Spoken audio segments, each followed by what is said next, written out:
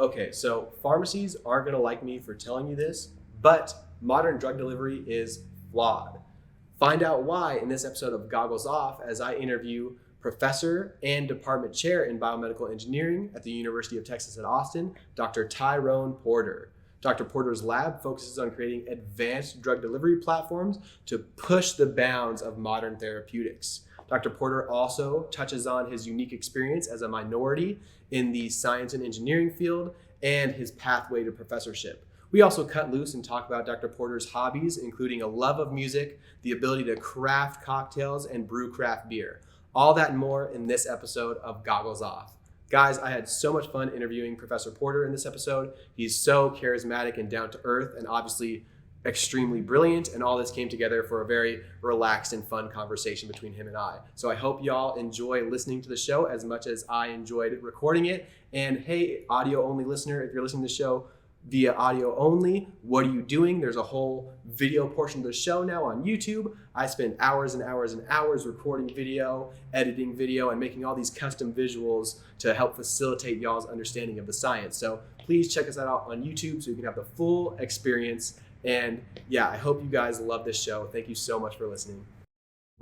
Hey everybody, welcome to this episode of Goggles Off.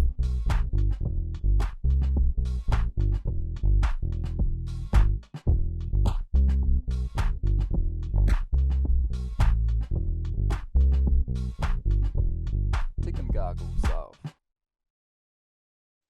Welcome everybody to another episode of Goggles Off, the show where I get outside of the lab to talk to scientists about their lives and their research. Today, I'm immensely proud to be joined by special guest, Professor Tyrone Porter. Dr. Porter, how are you doing today? Doing real well. And thanks for having me. Awesome. Yeah, thank you so much for being on the show. So I wanted to unpack your educational background just a little bit because this is sort of how I start every episode. So you received your bachelor's in electrical engineering from Prairie View A&M University, and then did a PhD in bioengineering at the University of Washington in Seattle before doing a postdoctoral fellowship at the University of Cincinnati and moving to Boston University, where you served as an assistant professor in both mechanical and biomedical engineering. And you are now at the University of Texas at Austin, where you are a professor in biomedical engineering. That is correct. Nice. That's always one of the hard ones for me because you guys have so many accomplishments and accolades that I got to go through the list. So to sort of start, I like to unpack my guest's research. So can you tell me what sort of research you do and how you got involved in this field? Yeah, so my research is relatively diverse. My laboratory works at the intersection between material science, nanotechnology, and biomedical ultrasound. And more recently, we started to get into cell biology and tissue engineering. So a lot of the work through the span or course of my career has really been, I've been really interested in designing or developing nanoparticles that are stimuli responsive. And they're designed to respond to changes in pressure and changes in temperature, really basically heat, application of heat. Knowing that ultrasound can do both. Ultrasound really is just a propagating sound wave, just at really high frequencies, higher than what humans can hear. It's really all it is. But it's a pressure wave. And so you can get these changes in pressure locally in whatever media that it's propagating through. But also when it's absorbed by tissue, it will generate heat. And so if we are able to develop or create little capsules that are smaller than cells that will contain drugs or other things that we want to deliver to an area of disease, like cancer, for example, because that's a big area, a big focal point in my laboratory, then you could possibly trigger release. If it's responsive to elevated or becomes leakier at higher temperatures, then you could hit it with ultrasound, a focused ultrasound beam, which you can focus like basically like a magnifying glass, can focus light to a very small spot. You can do the same thing with ultrasound. You just need a focused ultrasound transducer. There are also some acoustic lenses that operate or have performed very similarly to magnifying glasses. And so you could heat just a very small region in the body, and then trigger release of the drug at that location, at that spot. So you could increase the concentration or the dose that's been delivered locally or to a particular location in the body, and then minimize exposure to other parts of the body, whether it's your heart or your brain or your liver, and you can avoid maybe some toxic effects that might be really harmful to the patient. So that's kind of gives a description of the heat response. The other is the pressure response. We do make ultrasound contrast agents are just micro bubbles, and so they're just gas, just bubbles that you would make as a kid when you're blowing bubbles, but just on a smaller scale. So I play with our kids on making bubbles with just soapy liquids that you can buy from the store, and you make these really large, very stable bubbles. But of course, you can't have these large bubbles in your bloodstream. So ultrasound contrast agents are just you scale down the size. You make them smaller, very, very small. So the bubbles that are used for contrast enhanced ultrasound are on the size scale of cells. So you're talking microns in size, and so they can flow through the blood, and but you don't inject too much. And so I know one of the questions I oftentimes get is, how can you inject bubbles into the bloodstream? Is it that dangerous? Is it that harmful? It really is the amount of bubbles that we inject. It's a very, very small amount relative to the volume of blood. So we're probably talking on the order of 1,000 times less than the volume of the blood circulating in our body. Actually, even less than that. It's about maybe on the order of close to hundreds of thousands times less in terms of volume.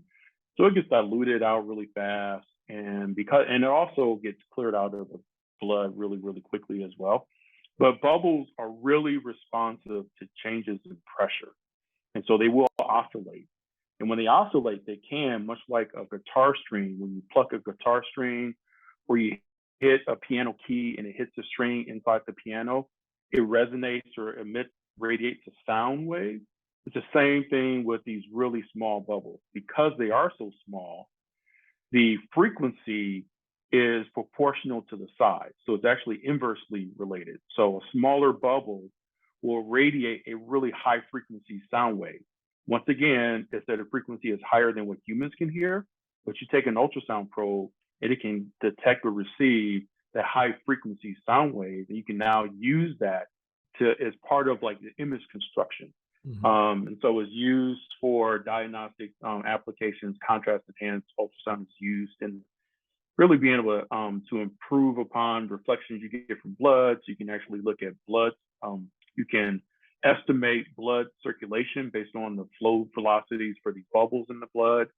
And you can also use it for some therapeutic applications. You can actually enhance tissue absorption with these bubbles, so you can more effectively and in a shorter time period thermally ablate or really destroy with heat solid tumors. So those are the areas. And then lastly is the tissue engineering. That's more of a new area, but we're interested in trying to create really small models of sections of the brain, in particular the blood-brain barrier, along with some of the immune cells. We're really interested in the question of if pathogens get across, how can they get across the blood-brain barrier? Because it's such effective interface for regulating what gets in and out of the brain. So how could like viruses get across into the brain? And if they do, the local immune cells, the immune cells in the brain, how do they respond? How quickly do they respond? Are they able to adapt? Are they able to effectively protect us from these viruses that get into the brain? Which is relevant right now because of COVID. There's some evidence that patients, a small percentage relative to all the patients that have contracted COVID, but there's evidence that if COVID and the virus gets into the brain, it has some pretty severe ill effects. And so there's questions of how does this virus actually even just gain access into the brain? So we're making these models in order to begin to research and study that. Very cool. Yeah, there's a lot of things I sort of want to unpack there. So I've seen these images of these contrast enhanced microbubbles that make more exquisite ultrasound images, and it really is like night and day. Like you put these microbubbles in there, and now you can see all the vasculature in the patient, and it can really give you a good idea of what they look like. So those are really, really cool. And then I sort of want to break down like how crazy the things you are doing are for the audience, because like the nanoscale, right? Engineering on the nanoscale is sort of something you do and talk about in a lackadaisical manner, but it's actually nuts. So like you gave this analogy in a lecture at Boston University, I think, and it was this idea that, okay, the distance from Earth to the sun, right? Let's take that as one unit. And then if we were to go down, nanoscale of that would be, divided by a billion, then we're on the length scale of my foot, right? And so that's sort of what we're doing from a meter, right? A meter is, however big a meter is, down to a nanometer or nanometers in scale. And that's a billion times smaller. And so what sort of challenges are present when you're engineering at that length scale? Oh, that's a really good question. So the big one is just being able to see what you are uh, synthesizing or creating. It's a huge challenge to confirm and verify. So if I want to make a particle that is, a million times, excuse me, 1,000 times smaller than a cell, which is probably on the order of close to a million times smaller than a hair follicle. How do you actually see that, right? So that's one of the biggest challenges. There are microscopes that allow you to do that, electron microscopes in particular, and then there's also atomic force microscopy. You can get on that scale in order to be able to visualize and see things, and maybe even interrogate the material properties. The other one is when you're on that length scale, the physics that governs the performance or governs the displacements of particles on that scale is different. And so just rethinking how we, really assess the movement of particles on that scale, the interaction between those particles and cells and biological interfaces is also different. The time scale is also different. So those are two of the big ones. But being able to verify and see that we have successfully made what we had set out to make, right, is really challenging. And then the last one I will mention is if we are loading and packaging drugs, therapeutics into our particles that we're making, making those kinds of measurements, you need a lot of material oftentimes in order to be able to detect what's actually in your particles. And once again, so that you have some sense of efficiency or the level of success that you've been able to make what you want to make. So those are the three things that first come to mind. But the visualization is a huge one. It really is. Okay. Okay. And another thing I sort of wanted to unpack there is you mentioned this ability to use ultrasound to heat up these drug package particles in, a specific area of the body with like millimeter precision or like a magnifying glass precision. And this avoids sort of off target side effects that the drug would otherwise cause, because systemic delivery, like injecting a drug inside of a patient, and then now the drug is on all over the patient, it's going to cause a whole bunch of issues, and we see this in chemotherapy.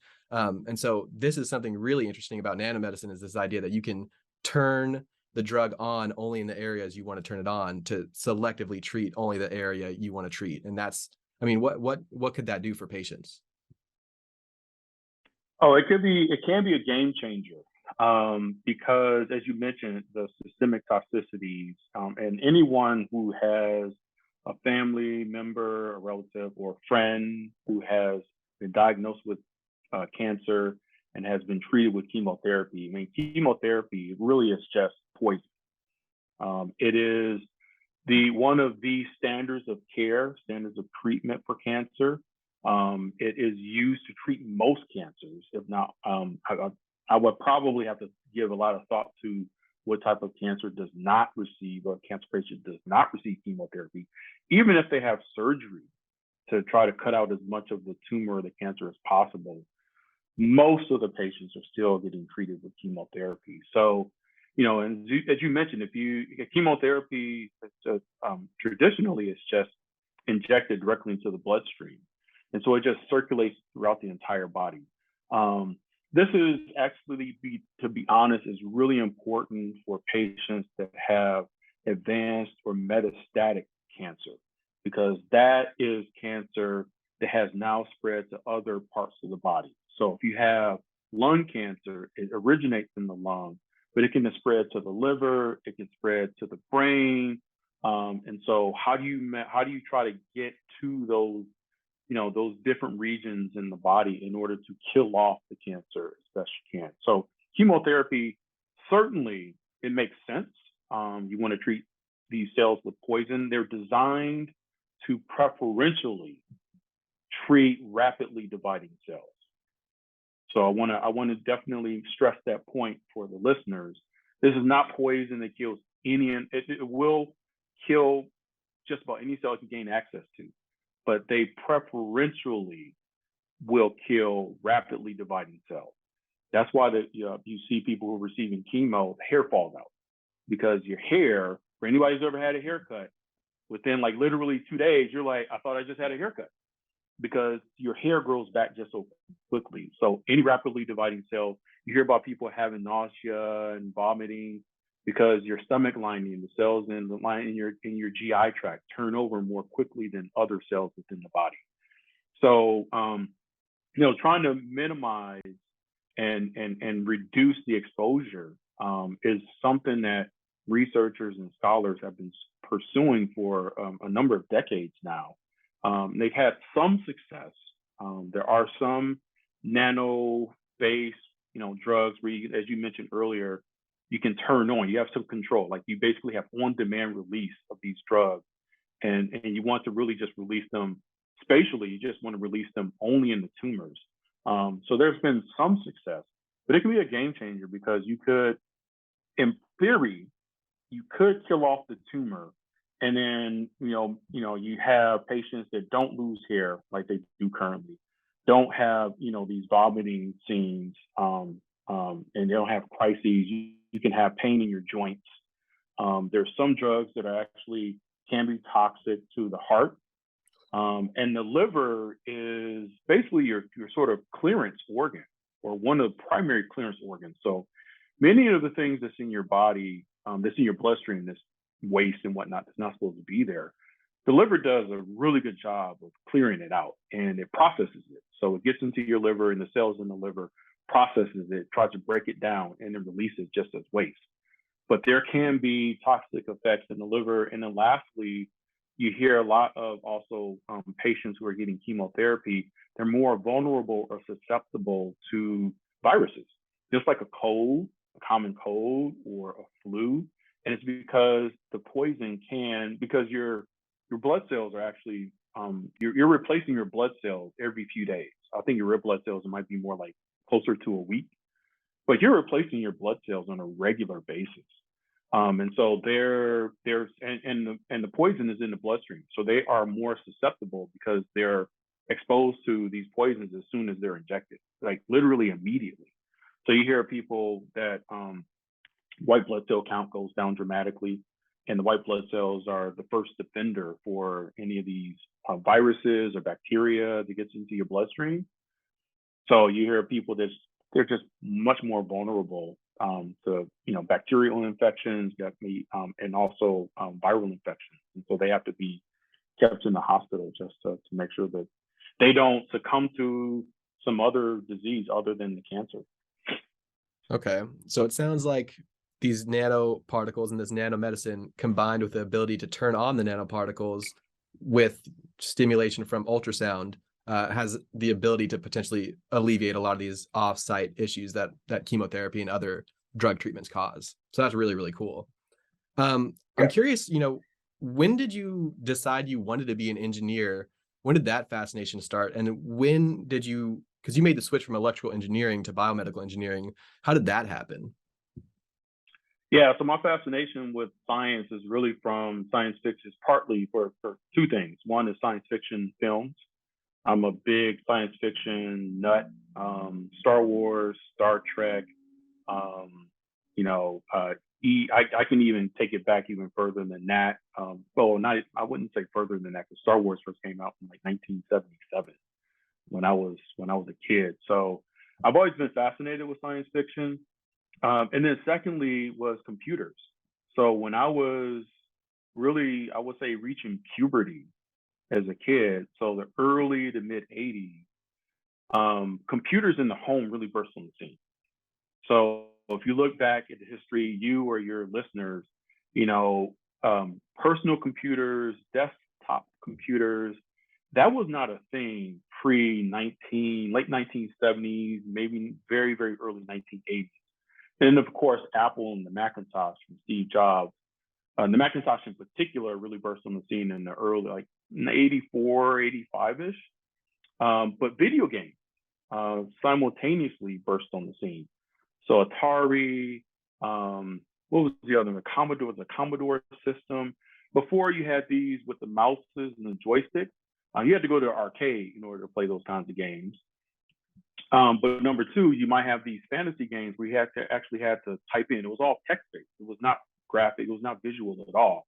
It was just words on the screen. It was like reading a book and having some input on what would happen next within the book, much like Minecraft of today. But it was not visual at all. You just had to type in what the action was going to be. So the video games really came on the scene when I was a kid, and I was just fascinated by the graphics. I was fascinated by the hardware. I was fascinated by how small things were, because the computers before they were mainframes. In some cases, these things would fill up a whole room. They do still today, but now they're supercomputers. So the technology is still really impressive, but that really captured my attention and my imagination.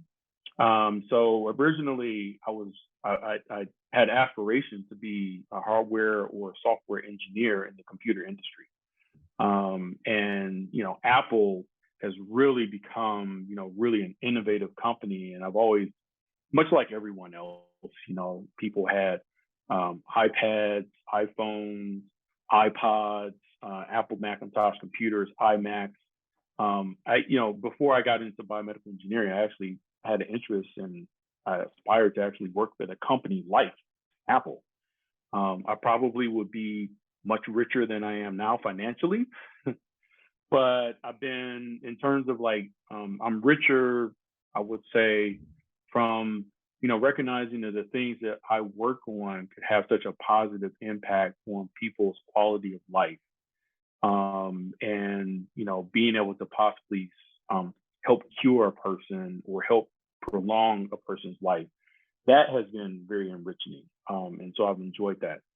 So how did I get into make that switch? I did major in electrical engineering, and I started out my undergrad degree, certain that was the pathway I was going to take, was getting into computers.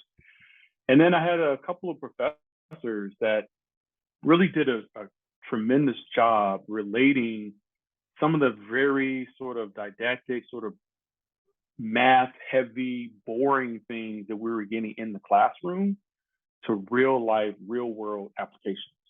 And so one of the applications, one of the examples was using lasers to trap cells and particles. It's known as optical tweezers. I think it's much more common now than it was when I was an undergrad. I think it was just becoming a thing. A lot more people were using light in order to trap cells on a dish and move them around, or trap particles on a dish and move them around. And just the idea of what I perceived was like this invisible force. It once again, it was almost nostalgic. It tapped back into, watching Star Trek with James T. Kirk and taking out his laser and just firing the laser or the repulsor rays from like Iron Man's suit. I mean, it was these light-based forces that you could physically then manipulate things, right? And induce motion. So that was just, it was fascinating to me. And I had an interest in, biology, but I didn't think I would be a very good doctor, because I didn't think I would be able to deal with loss potentially regularly seeing loss and trying to the emotion that comes with that. I didn't think that I would be able to handle that very well. So I never saw being a doctor in my future. But learning that engineers, to be honest, have always had an impact on the medical field and healthcare. Originally, I didn't really perceive that, but when you think about it, any of the devices that connected to the patient that measure pulse and temperature, they're all sensors. It's all engineering. So once I recognized that you could be an engineer and that you could actually make devices, make technologies, potentially make or be involved in new methods or techniques that could be helpful for improving healthcare, then I was all in. I was Awesome. all in. So that was probably my freshman or sophomore year in undergrad. But my university didn't have a biomedical engineering department or degree plan or program for undergrads. So I knew then that if I wanted to pursue that as a career, I was going to have to go to graduate school. So I forewent, the millions in stock options I could have got from Apple to go to graduate school. I see. I mean, you talk about it in previous interviews, but you're, I think, correct, or at least, it's your opinion, but it's this idea that it's very fulfilling to know that your work, as an engineer, which is just awesome because you get to sort of play around with like your intellect, but also it can potentially really save people's lives and then also make their life more comfortable. And I think, we're all, I'm getting older myself, everybody's getting old. And so as we get older, we sort of see people who, succumb to these diseases and like get unhealthy. And so that can be a powerful motivator for us. And yeah, it's a really fulfilling career path, I would say, just like from my own experience. Absolutely. With so much success though, you have this very successful career. You're now a professor at the University of Texas at Austin, super impressive. As a scientist like me, it can kind of be daunting. It's like, oh, they never fail. They're just perfect. They like everything they do is great. And I'm curious, could you speak to that? Do you encounter failure in your day-to-day life? Have you ever failed as a scientist? Oh, I'm a firm believer, and I tell my students this, that if you don't have failure, you're not trying hard enough in the laboratory. So I'm a risk taker. I've always been a risk taker. I've, just to give an example beyond science, I've gone scuba diving, which some people will say, you actually want to like go like 60 feet below the surface of the water. I mean, what happens if something goes wrong and you might even drown? It's like, yeah, that's always the risk. That's the possibility. But think about what you can actually see and experience. I've gone skydiving, and that was one of the most amazing things I've ever done in my life, jumping out of an airplane. I screamed probably half of the way down from like 10,000 feet. But once you calm yourself and just, once again, just look around at the beauty of the world and just seeing the world from a completely different perspective that maybe you only get to see looking out the window of an airplane, like a jet that's at like 30,000 feet. That also was something I will never forget. So I've just always been a risk taker. And if you take risks, there's always the chance for failure. There's always a chance for failure. So me personally, there's a couple of stories I could share, but the one that, and you never really know how the failure will present itself. So sometimes it's failure that you don't even recognize until you have a chance to stop, take a moment, think about what you're looking at, look at your, really sort of process and analyze your observations and then figure out what to do next.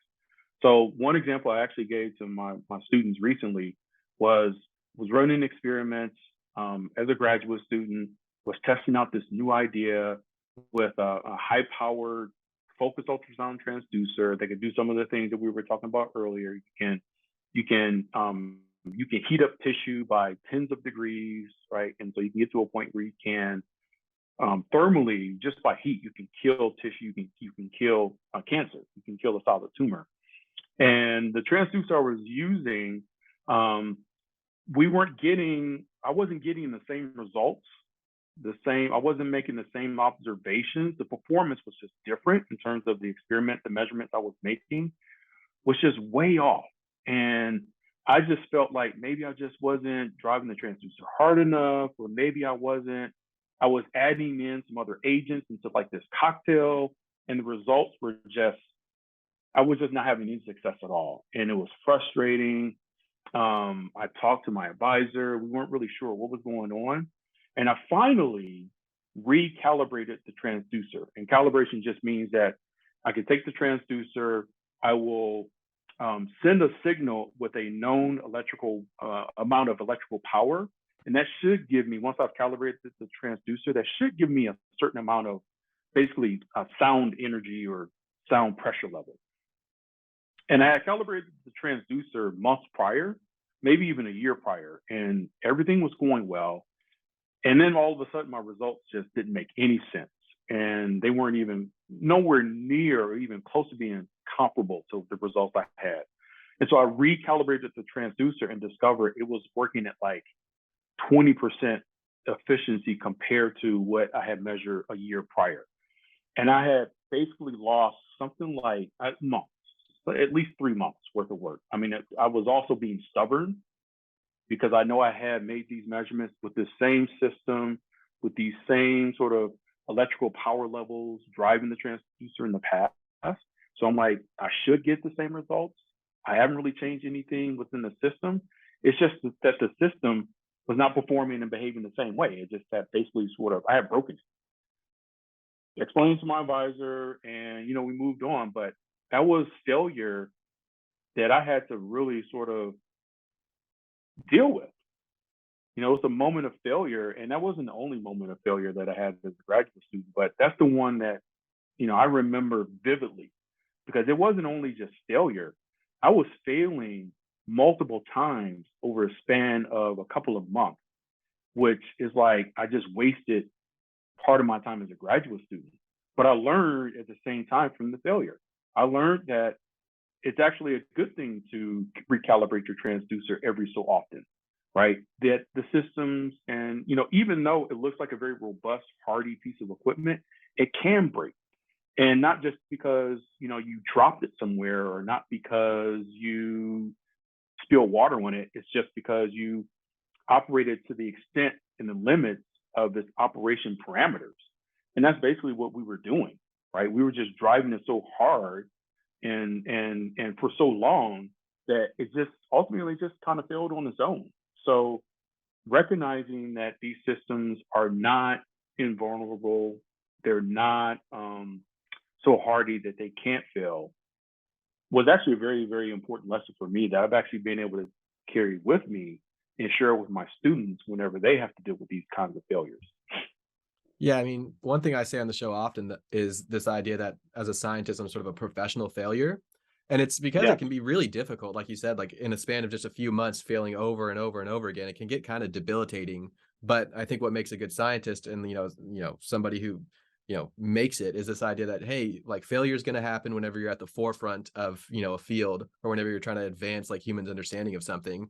And if you're able to get through that failure and not take it like personally and just sort of keep trying and learn from the failure, then that like makes a huge difference and is really what it's all about, right? Like graduate school and things like that. So yeah, failure I feel like can teach us a lot and is actually sort of an important part of our career, even though it's very uncomfortable a lot of the time. Yeah, I was going to say failure is very uncomfortable, it's very frustrating, but it is part of life. I can't think of anybody who just has success all of the time. And we present, our successes, but those who are part of that process know the failures that we had to endure. And, you had Elizabeth Prosper Fernandez on an earlier podcast that I had a chance to listen to, and she referred to it as setbacks. And I think that's a great way to sort of to think about it, just in a different lens or a different perspective. There's setbacks. You ultimately are going to achieve success, but along the way to that success, you're enduring setbacks. And that can happen maybe one setback, it could be multiple setbacks, it could be a big or a small setback, but you're going to have to endure these things because, as you mentioned, we're at the forefront of knowledge, we're at the forefront of technology. And so anytime you're trying to break through and create something new or understand something, answer unanswered, basically try to answer a question that has plagued a discipline for decades in some cases, you're going to have to endure setbacks in order to get there. Yeah. So that actually was a good transition point. So I want to actually move on to more of your personal life and journey. And I was curious, Goggles Off was largely started because I'm a first generation college student and my dad was a construction worker and all my uncles were construction workers. And I had never really even considered myself to fit in any academic setting. I just didn't think that it was in the cards for me to be a scientist. And I really just did not see myself doing anything but construction. And I'm curious if you faced anything similar to that, just given the low representation of Black men or just Black people in general in the STEM fields. Yeah, I didn't really, I would say, fully appreciate it until probably undergraduate years. I had some internships because I'm from Detroit originally. You had mentioned where I went to undergrad and grad schools with my academic pathway, but I'm from Detroit, Michigan originally, and Detroit is, and still to this day, is majority Black city. It's probably on the order of 75% Black. And you've got people who are African American or Black that are in positions like leadership positions, influential positions, whether it's mayor or school superintendent or police chief, fire chief, some of the other politicians, senators for the state. So I had always seen basically Black excellence growing up. And then I went to undergrad, which was an HBCU. And so I was fortunate to have that experience as well, because I had Black teachers, I had Black students, classmates. And then I got to University of Washington. And before University of Washington, I spent a summer in a couple of cities in the Midwest, and where there were few employees who were Black. And so that really was my introduction. That was my true introduction to, there's just a lack of representation in many of these STEM professions. I get to University of Washington, and from an academic perspective, it was the first time, to be honest, that I was really the only Black student in many of the classes that I took. I was the only Black student in the classroom. The research group that I was a member of, I was the only person of color in the group, if I recall correctly.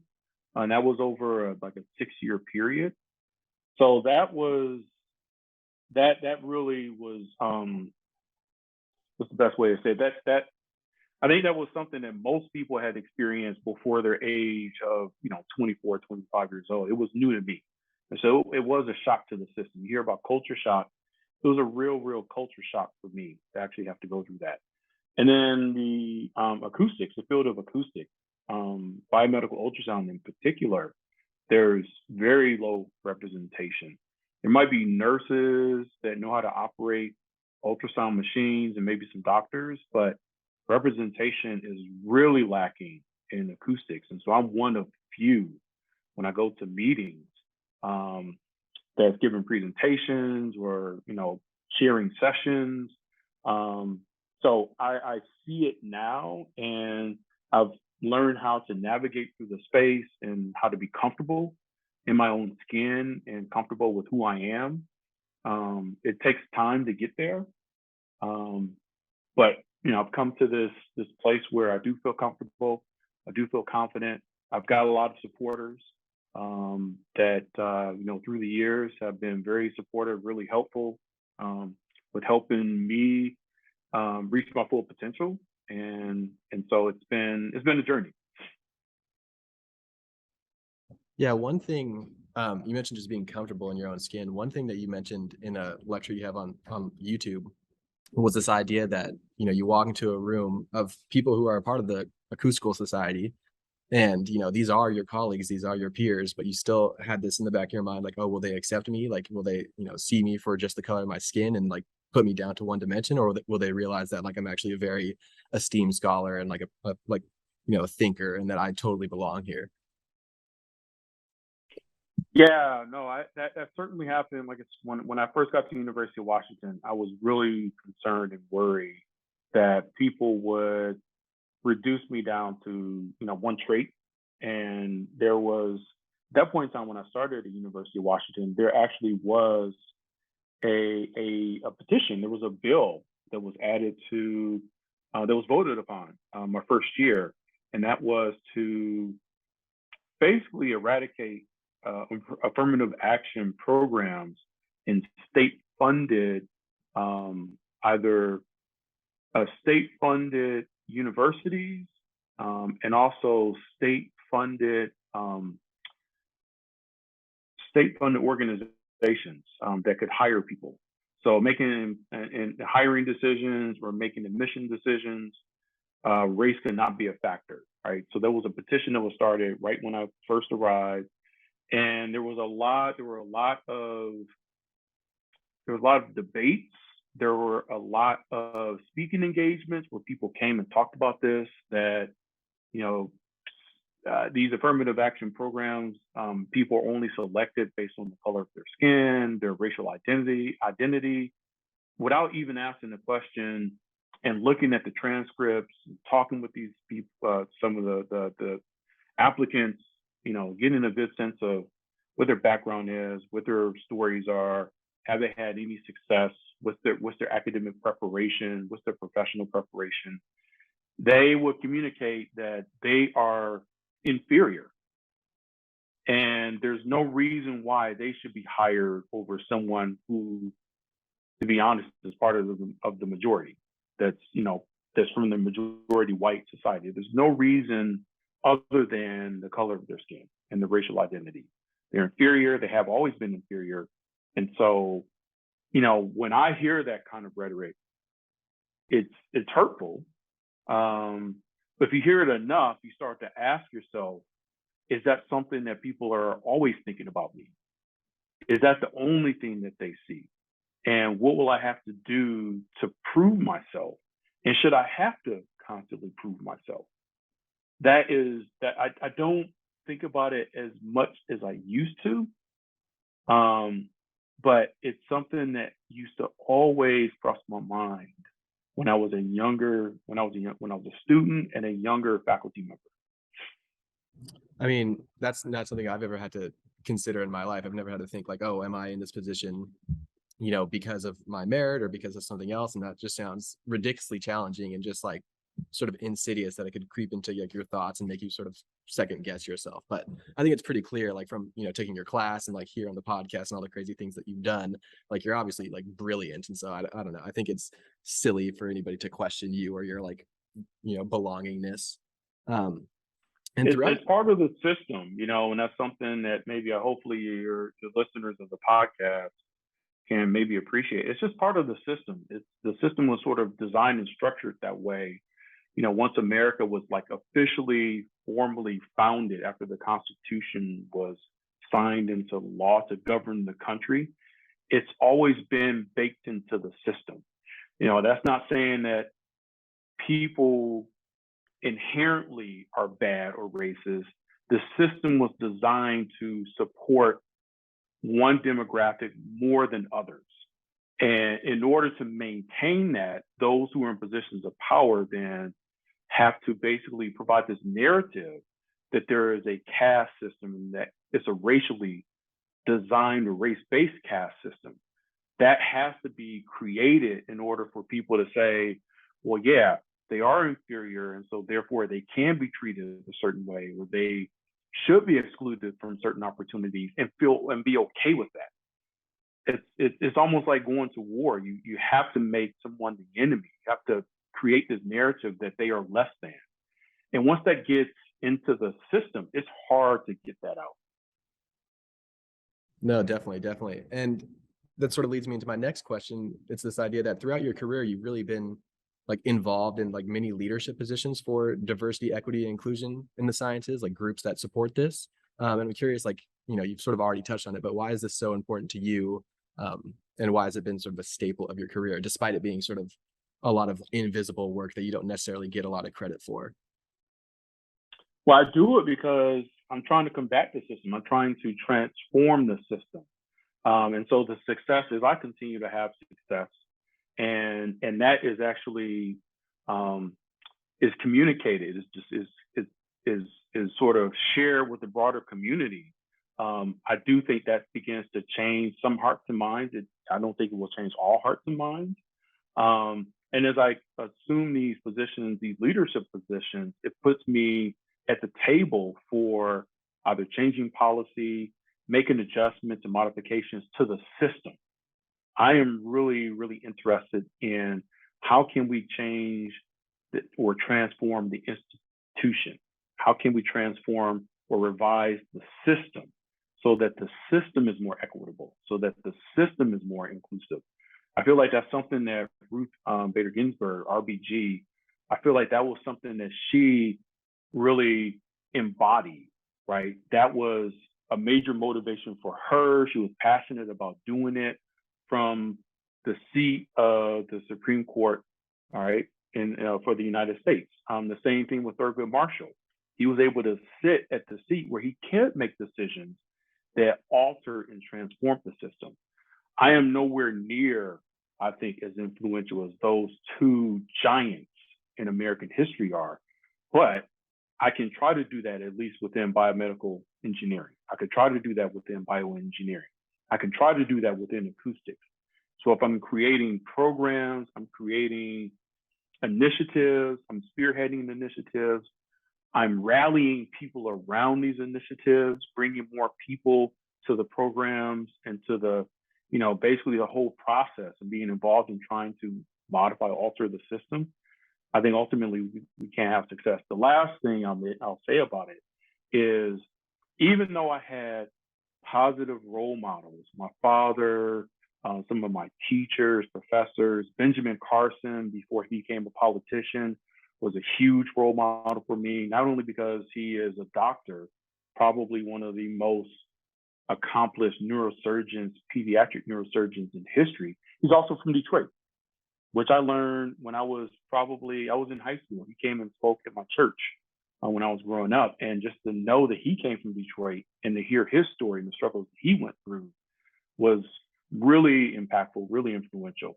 So, but I had very few role models who were Black in biomedical engineering, in bioengineering. So trying to put a new face on bioengineering that maybe people are not aware that this could be a discipline where you see other people that look like you. It could be a discipline that also pays attention to healthcare inequity and tries to develop new technology or new instruments and methods to address sickle cell anemia, for example, which really only affects Black people in America. Maybe it doesn't get the funding or the attention because it's considered maybe a Black disease, or HIV was first considered just to be only a gay disease, right? Monkeypox, you hear this rhetoric about, or at least the numbers say it's predominantly monkeypox, those who contract it are gay. And so then you get these narratives that this must be, once again, just like HIV, must be another just gay disease. Then it doesn't get the attention, the proper resources, right? And it gets demonized, right? The disease gets demonized, and it makes it easier for it to actually spread, right? It doesn't, it's a disservice to be able to begin to label things and characterize these things in these kinds of manners and with this rhetoric. It's a total disservice to the public in general. So my taking on these roles, I think, is not only beneficial for me and for other young Black scholars, but I think it's also beneficial for society as a whole. And that's a big statement. It's a big aspiration. But as I mentioned earlier, I like to think big. So I like to take risks. I like to, have an impact on just, on so many different things. So it's a passion of mine because of those reasons. Well, I'd say you're certainly having an impact and definitely opening the door for other people of color. So yeah, that's awesome. You touch on in a lot of your lectures the importance of having a role model in your life, somebody that you can look up to and sort of relate to. And you just kind of said that, you had several excellent Black role models in your life, but sort of not too many in biomedical engineering, or maybe none in biomedical engineering. And so I'm curious, like, it sounds a lot to me like you're trying to be that role model for others moving forward. No, absolutely. And so I have always made an effort to get out to public schools, high schools and middle schools, and sometimes down to even to elementary schools. I find it may be a little more challenging to try to explain what I do to elementary school kids. But certainly I try to get out to middle schools and high schools and talk to the students, and basically present once again the face that this is a discipline, this is a career choice that you can pursue. I try to host students in the laboratory. I've always tried to have a very diverse lab. And so my lab actually, we still need to create the website. It's a lot of ways. I think I'm just dragging my feet on this a little bit, but the laboratory is now, the name for it is Diverse Engineering Applications Lab. And it's not just because of the diversity in the science that we pursue and the ideas that we pursue, but also the composition of the members, the identities that are present within the laboratory.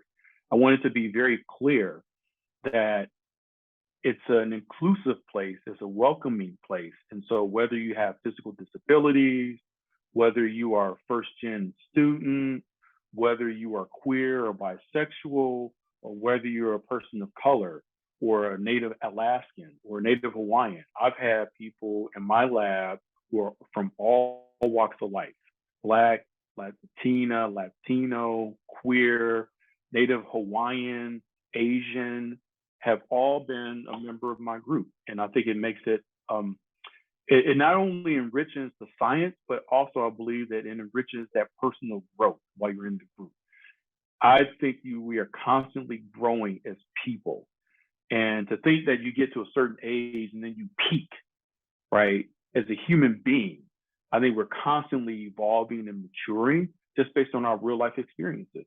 And so the more diverse the experiences that you come into contact with on a daily basis, not these drive-by, not these walk-by sort of chance meetings, but consistently getting these new experiences from the people that you're working with on a daily basis, that you're learning with on a daily basis, you're growing as a person, as a human being. It just opens the eyes.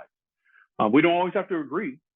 I'm not saying that everyone in the group has the same value system and that we agree, have the same opinions, but that's part of the beauty of it, is the differences in the opinions, the differences in the past experiences, the differences in those value systems is something that you get exposed to, and it just makes you, in my opinion, just more well-rounded, more just a better person overall. Yeah, that's awesome. Yeah, I can't wait for the website to come up, by the way, because I was sort of trying to find your website and I couldn't find it. So yeah, like would love, It's not up yet. maybe you could throw this on there though. Maybe we could have something for people to digitally interact with. So you got one piece now.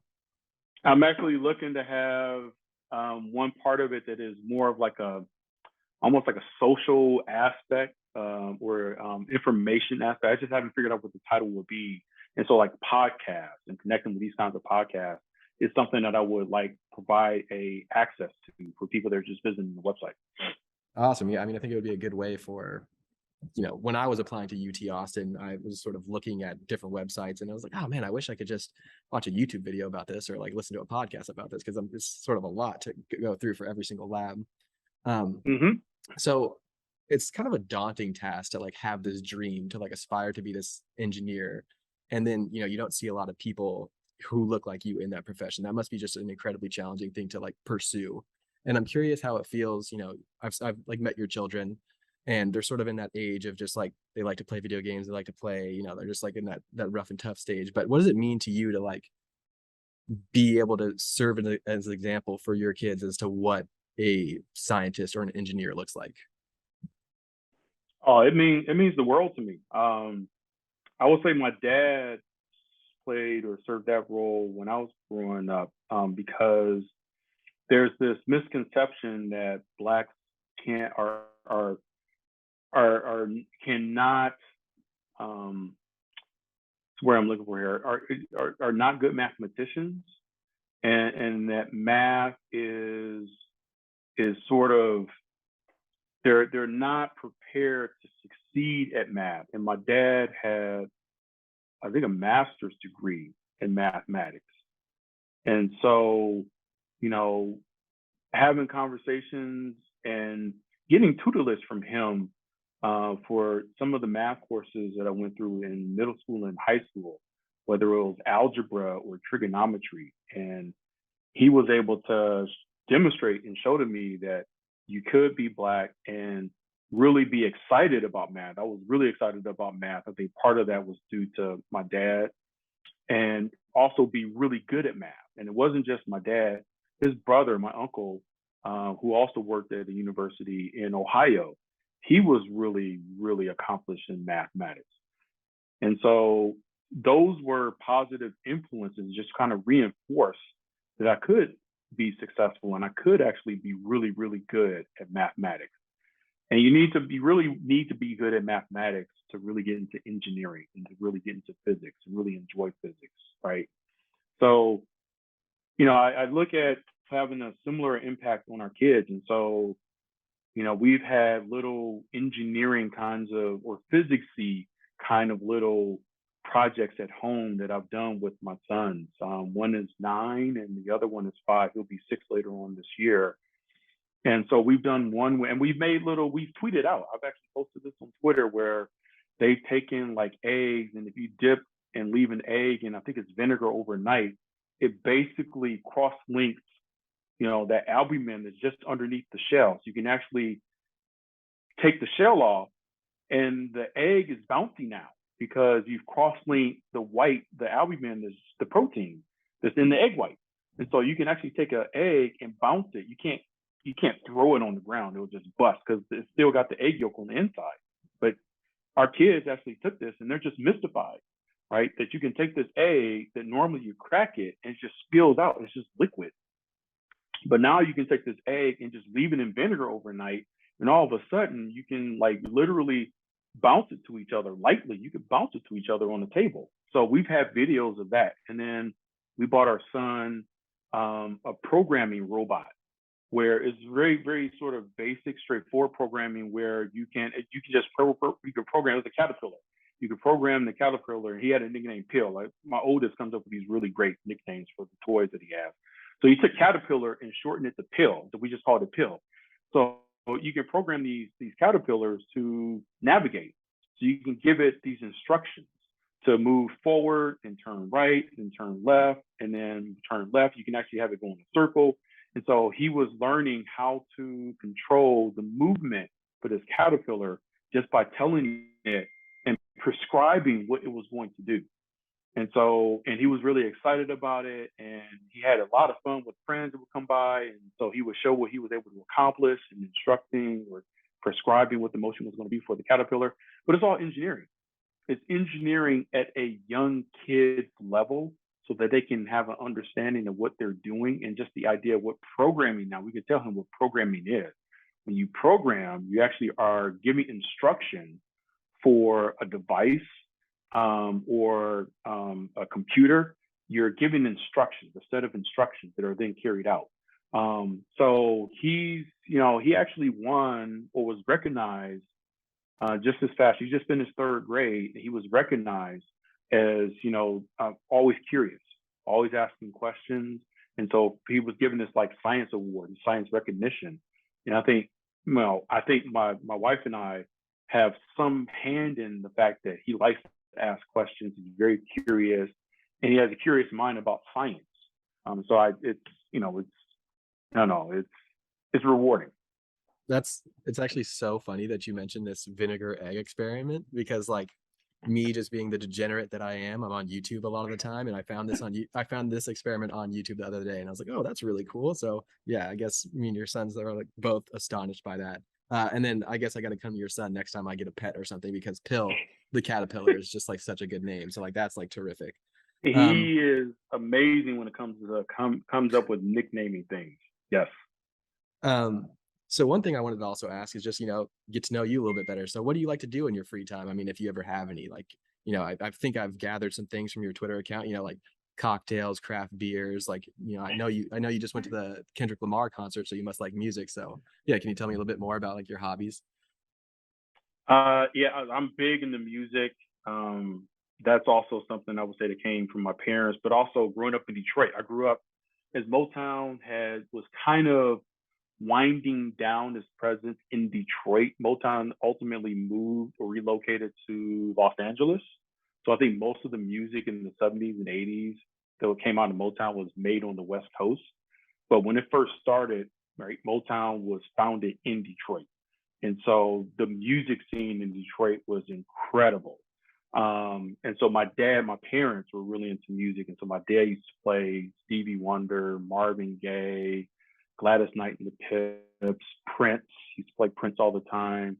And so I grew up just surrounded by just sonically, just music. So I really enjoy music, whether it's hip hop. I listen to Jack White, so I listen to some alternative music. I'm really into Tank and the Bangas right now, which is out of Louisiana. Is really something I'm really into. So there's some pop music that I'm also really into. Beyonce just dropped her album, I think Renaissance. So I just started listening to that. So it goes beyond just hip hop in terms of just phonically, if it sounds good.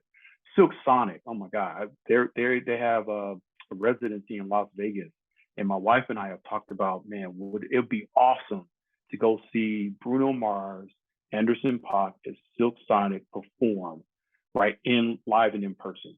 This Kendrick Lamar concert was incredible. I mean, that guy has so much energy. Lyrically, he is one of the best to ever grab a microphone. And not only that, but conceptually, like his music is so powerful, right? His lyrics and their substance is there. So I just love diving into, what he's trying to communicate. The Beatles, believe it or not, I'm a big Beatles head, especially their like last 4 or 5, starting with like Rubber Soul and oh my God, I'm blanking on some of these albums. Let It Be, the White Album. I'm really big into the Beatles because lyrically, we really dive into the lyrics. I mean, they were phenomenal with some of the messaging and some of the narratives and the stories that they were telling. Sgt. Pepper's is the album that I was blanking on for a minute. So I'm really big into music. I'm really big into sports. Really, really big into sports. The professional teams in Detroit when I was a kid were winning titles other than the Lions, but the Red Wings were competitive. They were usually in the playoffs. The Detroit Tigers won the World Series when I was in middle school. The Pistons won the NBA Finals, the World Championship when I was in high school. The Michigan Wolverines basketball team won the title in 1989. It's the last one that they won. I was in high school.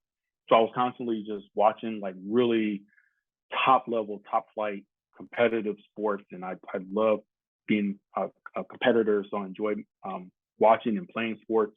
I'm getting older, so I got to be more mindful of like the sports that I pick up nowadays. So I'm really big into golf nowadays. And I think a lot of that also comes from Tiger Woods, who will go down as, one of the best ever pick up a set of golf clubs. And just his discipline as well to be really, really good and really successful in the sport. You got to pay attention to detail. You got to like the game within the game. You have to really, and you also have to be mentally, you have to be really, really strong. And Tiger is probably mentally one of the strongest competitors, along with Michael Jordan, that I've ever seen. Those two, and there's a couple others. Dawn Staley, mentally, who's now the coach of the South Carolina basketball team, the Gamecocks. Mentally, Dawn Staley was just a beast, right? And there's a few others. Cheryl Swoops was also mentally just a beast. It was just really, really mentally. Mentally, she was just always prepared to be successful. So really into those things. And then you mentioned cocktails. My wife actually just bought me a book on Texas cocktails. She literally just gave it to me yesterday. I haven't cracked it open just yet, so I can begin to experiment. But I love making cocktails and a variety of base spirits, whether it's gin or rye whiskey or bourbon. I really enjoy just the flavor and just the composition of how to put the flavors together so it tastes good. And the stored cocktails as well. I'm really also a history buff. And then lastly, I'll mention I used to brew beer, and this was something that I used to actually talk about because I taught fluid mechanics when I was at Boston University. I used to talk about the process of making beer and the fluid mechanics of making beer and the chemistry of making beer. And I made beer up until our oldest was born. I probably made it maybe up until he was about 2 years old. because if you make it all grain, it's the process takes a long time, and you also have to work with propane tanks and these big flame generators. And I was just always fearful that our son, who's just too young, he wouldn't know any better, would just walk around and start touching things he's not supposed to touch. He got 5 gallons of water, it's just basically boiling. He would just walk over and just touch the side of the pot just because he's curious. So I had to basically stop making beer for a while, and I'm hoping to get back into it. But scientifically, making beer is really fascinating, and I'm fascinated by the Belgians because the flavors that the Belgians are able to get into their beers without a lot of additives is just based on nature and chemistry is mind-boggling.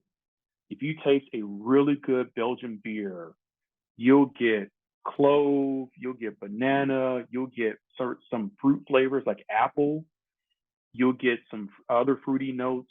And it's not like they're adding any of those things to the beer. You'll get clove, you'll get cinnamon. They're not adding cinnamon to the beer. It's all coming out of the bacteria. It's all coming out of the yeast. It's all coming out of the proper selection in the yeast and the temperatures that they're allowing the yeast to actually grow. They're basically intentionally infecting sugar water. You're loading up sugar water with bacteria on purpose. And that's how you get beer. That's also how you get wine and some other things. But the flavors that they get out of it is just, and so trying to recreate that, it's like a science experiment. It's a process. So yeah, those are some of the hobbies that I have. I'm actually looking forward to the World Cup. Is because of the pandemic, the World Cup is going to take place this fall, which is late. It's normally in the summer. And so I'm looking forward to actually hosting maybe even a World Cup viewing party, like at the house or going out to a sports bar or something, and just, congregating with people who are, scientists, but also like to watch sports and sit back and talk with each other. So that's something that I'm looking to hopefully do in the very, very near future. Dang, well, I got to say, you got to be careful because you're way too cool. I feel like everybody's going to want to be hanging out with you after this. They're going to want to, hang out, talk about music. They will probably want to try a porter cocktail here and there. Yeah. And like, I agree, like craft beer. I sort of have this dream of like, oh, maybe if this whole biomedical engineering thing doesn't work out and I get the PhD I don't want to do anymore, I'll just become start a micro brewery and brew beer. Because I also have always been fascinated by it. It's like so cool because you walk into a brewery and you have these huge reactors and all this. And like I came from a background in chemistry, so it's like, oh my gosh, I want to touch those reactors. I want to do, I really love that. So who knows, maybe the future. But yeah, that's a lot of cool things, man. You do a lot of cool stuff. I guess my last question, just to round things off, would be, is there anything you would like to say to the listeners of Goggles Off? I'll just give this to you as like sort of your platform to say whatever you want to say. Wow, I that wasn't on the list. Actually, it was. The last question that's on here. So anything that I would like to say, I think biomedical, so I am really encouraged about the future of biomedical engineering and the future of potentially healthcare. And especially if we can make it much more accessible for people in general. I think there's, a lot of fascinating scientists and scholars that are out there that are working tremendously hard. And so I'm just looking, the future is bright. People like yourself and some of the students that I have in my lab and some of the other students in the program, I'm really looking forward to, future successes. The other thing I'll mention is, it's, we need to do better as a society with treating each other. And I see it because, and maybe other disciplines and people in general can also maybe take a note out of biomedical engineering. We need to do better with bringing people of color and, improving the racial diversity within biomedical engineering.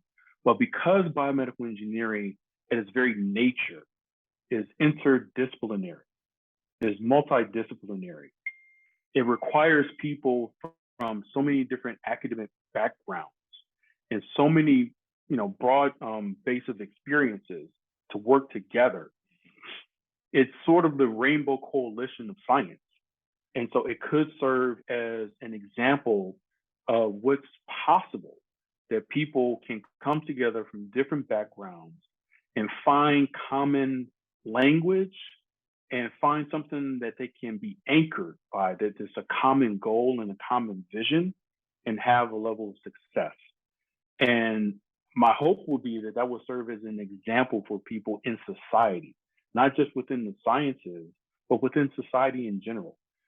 Treat each other, be, very respectful with each other, respect each other's backgrounds and respect each other's disciplines and what they add to the conversation, what they add to the experience. To me, biomedical engineering could be a beacon. It could serve as an example for beyond just the sciences of how we should actually be treating each other in society in general.